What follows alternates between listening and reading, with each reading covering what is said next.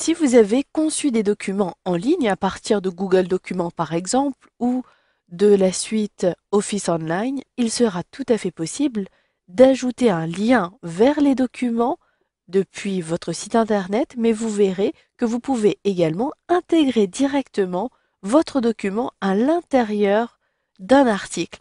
Cela vous permettra d'afficher un lecteur et de pouvoir passer d'une diapositive à l'autre s'il s'agit d'une présentation ou d'une page à l'autre s'il s'agit d'un document que vous avez réalisé à partir d'un éditeur de texte. Pour commencer, rendez-vous sur votre document. Ici, je commencerai par l'exemple de Google Présentation, mais vous pourrez utiliser n'importe quel outil de Google proposé sur Google Drive. Et ensuite, je proposerai d'intégrer un document créé à partir de la suite Office Online. Je commence donc par cette présentation créée à partir de Google Présentation. Pour insérer le lien vers ce document, il me suffit de sélectionner le menu Fichier en haut à gauche, puis de sélectionner Publier sur le web. Et là, vous avez plusieurs possibilités. Vous pouvez ici insérer un lien vers le document publié et ici, vous pourrez l'intégrer directement sur votre article, dans votre article, à l'aide de ce code. Mais ce code nécessite que vous autorisiez l'iframe, vous le voyez, cela commence par iframe. Donc, à partir de la gestion de vos plugins, retrouvez le plugin de votre éditeur TinyMCE ou celui que vous utilisez et vérifiez que dans la zone éléments prohibés, iframe est bien supprimé. Je supprime cet élément prohibé, je sauvegarde et à partir de maintenant, je pourrai intégrer ce code dans mon article ou dans le contenu. Je commence par le lien vers le document. Je double-clique, puis je copie à l'aide du clic droit et je me rends sur mon administration. Ici, j'ai rédigé un article. Il me suffit donc d'appuyer sur les touches CTRL-V de mon clavier et d'appuyer sur la touche Entrée de mon clavier.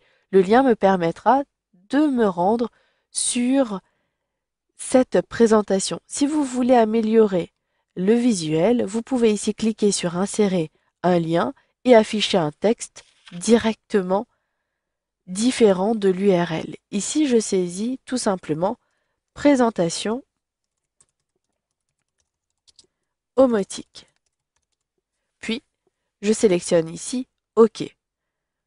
Vous allez le voir, je vais pouvoir lire et accéder à cette présentation en ligne. Si je veux par contre intégrer directement le lecteur de la présentation à l'intérieur de mon article, il me suffit de basculer l'éditeur, puis d'insérer, vous le voyez, le code qui est en dessous. Je clique, j'appuie sur les touches CTRL-C ou je peux utiliser le clic droit pour copier et à partir de l'administration, cette fois-ci, j'appuie sur la touche Entrée de mon clavier et j'appuie sur les touches CTRL-V pour coller, vous le voyez, ce bout de code. Maintenant, si j'enregistre, je clique ici sur Enregistrer, je me rends sur ma page d'accueil et j'actualise. Je vais retrouver mon dernier article et je retrouve bien mon lecteur ici avec les différentes diapositives. Je peux donc passer d'une diapositive à l'autre, utiliser les fonctionnalités proposées comme passer à une diapositive directement. Vous pouvez lire en plein écran et ici gérer les options. Vous pourrez télécharger au format PDF, etc. Mais vous le voyez, la taille du lecteur est beaucoup trop grand. Vous avez deux possibilités. Soit lorsque vous exportez, vous choisissez bien le format à partir de là, puis copiez le nouveau code et intégrez-le dans l'article, soit à partir de l'article, vous avez déjà intégré, vous n'êtes pas sur le document en ligne, vous pouvez ici redimensionner l'éditeur et redimensionner manuellement. Si cela n'est pas le cas, il vous suffit de basculer l'éditeur, puis vous allez retrouver la hauteur ici et la largeur. Il vous suffit donc de remplacer ces dimensions à l'aide de votre clavier. Je saisis ici 480, puis 389.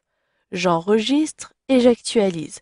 Vous pouvez donc faire des allers-retours pour vérifier les dimensions. Si cela vous convient, laissez tel quel. Si cela ne vous convient pas, n'hésitez pas à modifier afin d'obtenir la taille la plus correcte pour votre site internet. Et vous le voyez, j'ai bien mis à jour la taille du lecteur. Il en va de même pour les éléments créés à partir de la suite Office Online. Pour cela, il vous suffit d'accéder au mode édition de votre document, puis sélectionner le menu Fichier. Vous retrouverez Partager.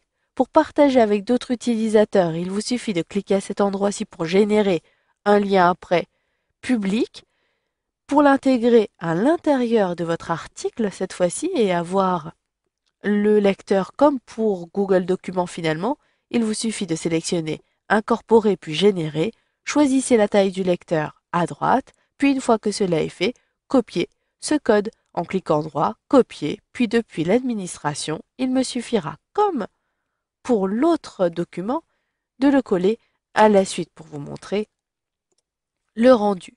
J'enregistre, j'actualise ma page d'accueil et je retrouverai, comme tout à l'heure, mon lecteur pour ma présentation, mais je retrouverai en plus le lecteur pour mon document, mon rapport commercial. Et vous le voyez, si je descends et si je défile, je retrouve bien mon document à cet endroit-ci. Je vais donc pouvoir passer d'une page à l'autre en utilisant la molette de ma souris. Vous savez donc maintenant comment intégrer un document disponible en ligne sur votre site internet.